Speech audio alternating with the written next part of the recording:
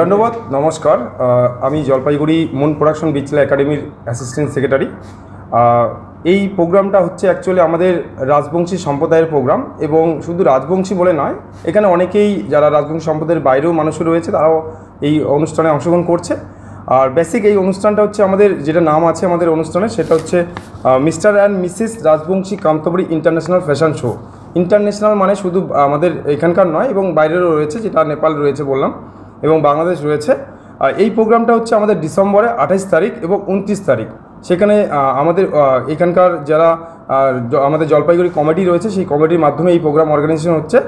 আর এই প্রোগ্রামটা শুরু হচ্ছে আমাদের মিনিমাম 3টে থেকে রাত 12টা পর্যন্ত। আর এই প্রোগ্রামে আমাদের খাদ্য, পোশাক এবং সংস্কৃতি, রাজবংশী সম্প্রদায়ের কৃষ্টি কালচারটা তুলে ধরার জন্য, এবং জলপাইগুড়িতে যদি এই কৃষ্টি কালচার ভুলে না যায় জলপাইগুড়ি মানুষ, সেটাকেই তুলে ধরার জন্য এই অর্গানাইজেশনের মাধ্যমে আমরা এই প্রোগ্রামগুলো করে যাচ্ছি। আর দ্বিতীয়ত, এই প্রোগ্রামে পার্টিসিপেট তো আমাদের অলরেডি বলে দিলাম 60 থেকে 70 জন ক্যান্ডিডেট রয়েছে।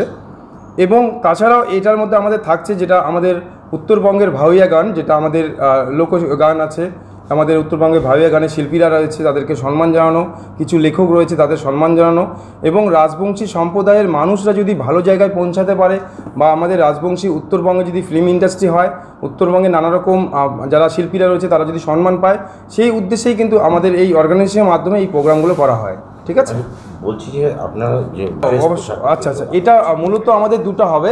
একটা হচ্ছে আমাদের রাজবংশী সম্প্রদায়ের যে আমাদের পাটানি রয়েছে, সেই সম্প্রদায়ের আমাদের কস্টিউম রয়েছে রাজবংশী সম্প্রদায়ের, সেটা তুলে ধরার জন্য। দ্বিতীয়ত আমাদের যেটা ওয়েস্টার্ন ড্রেস থাকবে, দুটোই আমাদের থাকবে।